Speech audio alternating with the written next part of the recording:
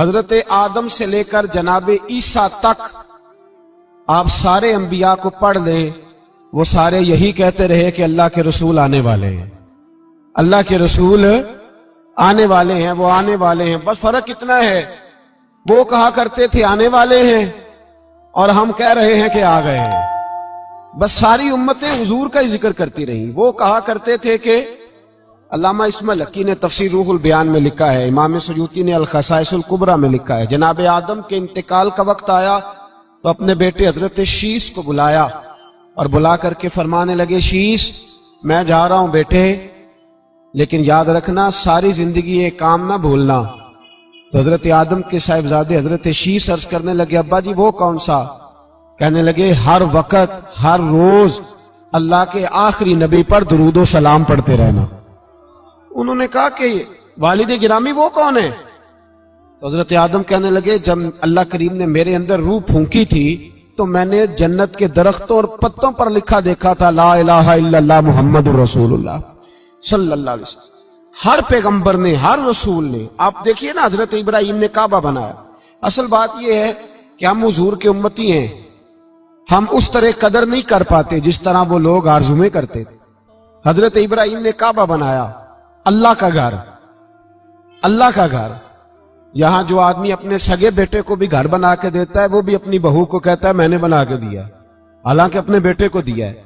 وہ بھی پوتوں کو کبھی کبھی بلا کے کہتا ہے تمہارے باپ نے کیا کمایا، میں نے دیا ہے۔ لوگ عادی ہیں، لیکن میرے عزیز حضرت ابراہیم نے اللہ کا گھر بنایا، اور جب بنا رہے تھے تو انداز یہ تھا کہ حضرت اسماعیل پتھر اٹھا کے لاتے تھے اور جناب ابراہیم خانہ کعبہ کی دیواریں بلند فرماتے تھے۔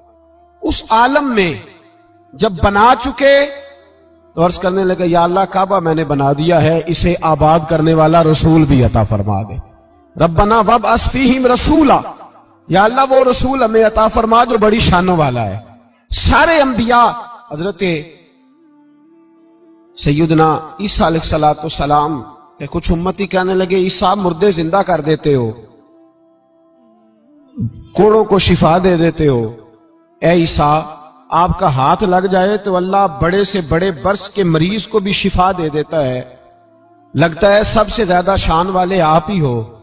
تو حضرت عیسیٰ کہنے لگے نہیں، وَمُبَشِّرٍ بِرَسُولٍ يَأْتِي مِن بَعْدِهِ اسْمُهُ احمد، فرمایا شان والا تو وہ ہے جس کی میں تمہیں خوشخبری دینے آیا ہوں، وہ میرے بعد آئے گا اور اس کا نام احمد ہوگا، وہ اس کی میں تمہیں خوشخبری دینے آیا ہوں۔ میرے بھائی، میرے رسول کریم سید عالم صلی اللہ علیہ وسلم کے بارے میں ہر نبی، ہر پیغمبر، ہر رسول یہ کہتے آئے وہ آنے والے ہیں، اور ہم کیا کہہ رہے ہیں؟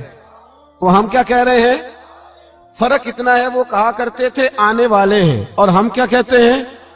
ہم کہتے ہیں آ گئے ہیں۔ عید میلاد النبی ہے، کیا سہانا نور ہے، دیکھو آ گیا وہ نور والا جس کا سارا ہی نور ہے۔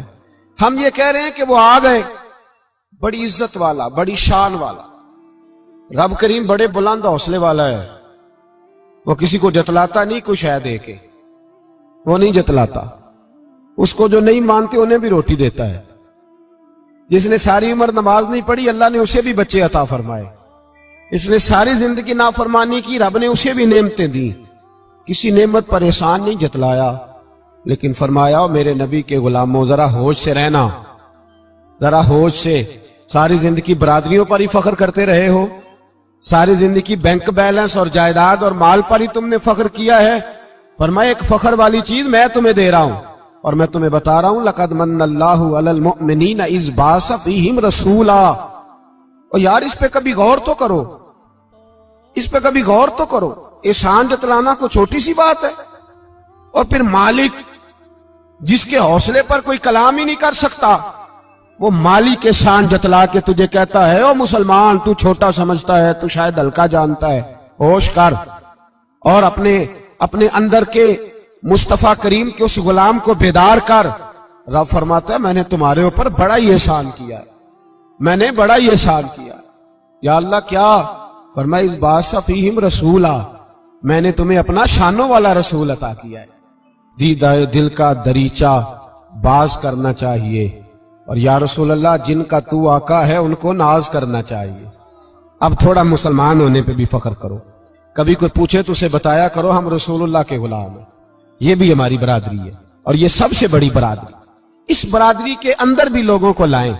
آپ کو پتہ ہے میلاد انقلاب کا نام ہے.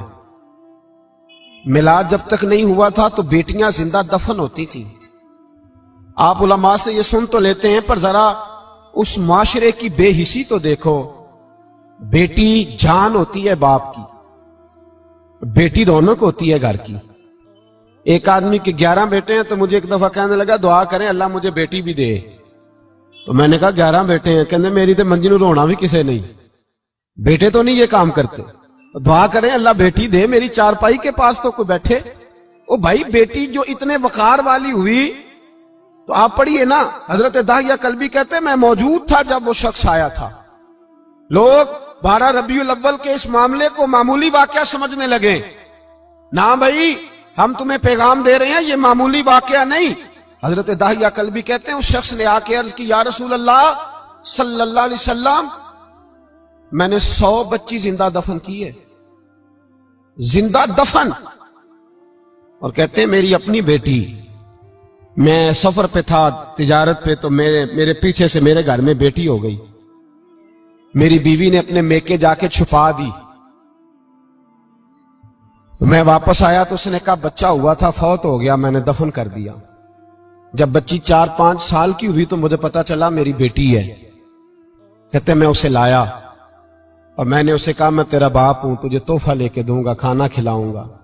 کہتے ہیں وہ میرے بالوں سے کبھی لپٹتی, کبھی میرے سینے پہ ہاتھ رکھتی, کبھی میرا ماتھا چومتی. پر میں اسے لے گیا اور لے جا کر میں نے گڑھا کھودا اور اس گڑھے میں اس بچی کو جب رکھا, اس نے باہر آنا چاہا تو میں نے اس کے سر پہ ضرب لگائی.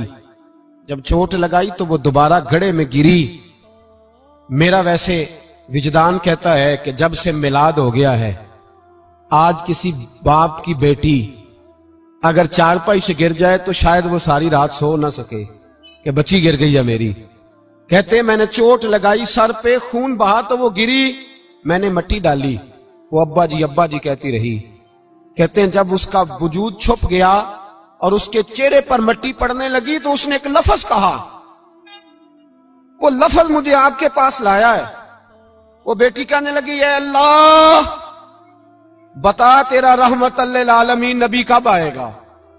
یا اللہ بڑی بیٹیاں دفن ہو گئیں, بڑی مائیں منڈیوں میں بک گئیں, غریب بڑے لٹ گئے, پریشانیاں بڑی بڑھ گئیں. اللہ بتا نا تو اسے کب بھیجے گا. اب کتنی دیر ہے, اندھیرا بڑا گہرا ہو گیا, اب نہیں جیا جاتا, اب نہیں سہا جاتا, اللہ تو کب بھیجے گا. حضرت داہیہ کلبی کہتے ہیں وہ بتا رہا تھا اور نبی کریم بار بار اپنی چادر کا پلو اٹھاتے تھے اور اپنے آنسو پوچھتے تھے. بار بار چادر کا پلو اٹھاتے تھے اور آنسو پوچھتے تھے, بار بار اٹھاتے تھے آنسو پوچھتے تھے. حضرت داہیہ کلبی کہتے ہیں حضور نے پوچھا تیری جرت کیسے ہوئی, تو حوصلہ کہاں سے لایا. اس نے کہا محبوبہ پتہ نہیں, لیکن قربان جاؤں یا رسول اللہ صلی اللہ علیہ وسلم میں نے آج سویرے آپ کے ایک صحابی کو یہ کہتے سنا ہے کہ وما ارسلناک الا رحمت للعالمین. تو وہ یہ رحمت للعالمین کے لفظ ہیں, یہ تو میں نے اپنی مرتی ہوئی بیٹی سے سنے تھے. تو آج جب میں نے اس کی زبان سے سنے تو میں نے کہا تو انہیں جانتا ہے. کہا جانتا ہوں. کہا مجھے بھی لے چل. تو حضور میں آپ کے دروازے آیا ہوں, رب معاف کر دے گا. تو میرے حبیب نے فرمایا چل پڑھ کلمہ, جو میرا کلمہ پڑھ لے اللہ اس کے سارے گناہ معاف کر دیا کرتا ہے. بھائی غلاموں کے ساتھ ظلم ہوتا. حضرت بلال حبشی, حضرت بلال کے بارے میں بڑے واقعات ملتے ہیں. ایک واقعہ بڑا منفرد لکھا ہے کتابوں میں. حضرت بلال سے لوگوں نے کہا آپ نبی پاک سے متاثر کیسے ہوئے. تو جناب بلال کہنے لگے میں زیادہ لوگوں کو مکے کے لوگوں کو جانتا ہی نہیں تھا, چونکہ میری ڈیوٹی تھی گھر میں کام کرنے کی اور مجھے سخت سزا ملتی تھی امیہ بن خلف کی طرف سے. بلکہ تحقیق یہ ہے کہ یہ عبداللہ بن جدان کے غلام تھے. امیہ بن خلف نے تو جب انہوں نے کلمہ پڑھا تو پھر خریدا. عبداللہ بن جدان کہنے لگا میں فارغ نہیں, آپ لے لیں, آپ اس کو سزائیں دیں. تو کہتے میں ان کے گھر میں ہوتا تھا تو میں تو زیادہ لوگوں کو جانتا ہی نہیں تھا, کبھی مجھے موقع ہی نہیں ملا تھا باہر نکلنے کا. ہماری غلاموں کی کوئی زندگی نہیں ہوتی تھی. آج تو ہر آدمی کہتا ہے نا میں کچھ چودھری سے لے کے کھاتا ہوں. یہ جو تیرے اندر حوصلہ ہے نا یہ میرے رسول نے تجھے عطا فرمایا ہے, یہ میرے نبی نے تجھے دیا ہے, ورنہ تو غلام بکا کرتے. یہ حوصلہ تجھے رسالت مآب نے دیا۔ حضرت بلال کہتے ہیں میں ایک دن مجھے بخار چڑھ گیا بڑا تیز، میں لوگوں کو جانتا نہیں تھا، فرماتے مجھے تیز بخار چڑھ گیا تو ٹھنڈ بڑی سخت تھی، میرے مالک نے مجھے کئی کلو جو دیے پیسنے کو چکی پہ، کہتے میں بیمار تھا تو میں نے کچھ دوائی لی جو اس وقت موجود ہوتی تھی، تو میں نے ایک لحاف لیا، دودھ پیا تو مجھے نیند آ گئی، جب میں سویا تو میرا مالک آ گیا، اس نے آ کر کے مجھے سوئے ہوئے دیکھا تو کھینچ کر کمبل اتارا، رضائی اتاری، لحاف اتارا، کہنے لگا اب تیری سزا یہ ہے کہ تو کھلے میدان میں بیٹھے گا، وہاں چکی پیسے گا، اور دوسری سزا یہ ہے کہ تجھے قمیض پہننے کی بھی اجازت نہیں۔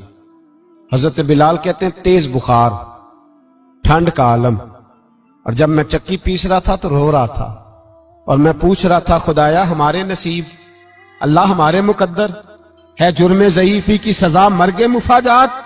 سیدنا بلال حبشی رضی اللہ تعالیٰ عنہ فرماتے ہیں میرے دروازے کے قریب سے رسول پاک گزرے اور مجھے ہائے ہائے کرتے دیکھا تو دستک دی، میں نے کہا کون ہے؟ دروازہ کھلے آ جاؤ۔ محبوب اندر آئے تو پوچھنے لگے کیوں رو رہے ہو؟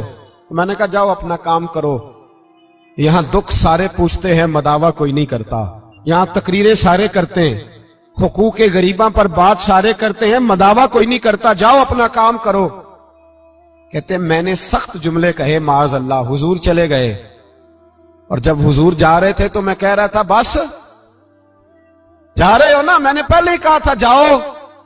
کہتے ہیں قربان جاؤں، تھوڑی دیر گزری تو اللہ کے رسول کے ہاتھ میں گرم دودھ کا پیالہ تھا، کھجوریں تھی، حضور تشریف لائے اور کریم رسول نے مجھے کھجوریں دی، دودھ پلایا اور کہا چل جا کمبل میں بیٹھ جا۔ تو میں نے کہا چکی کون پیسے گا، وہ تو بڑا مارے گا۔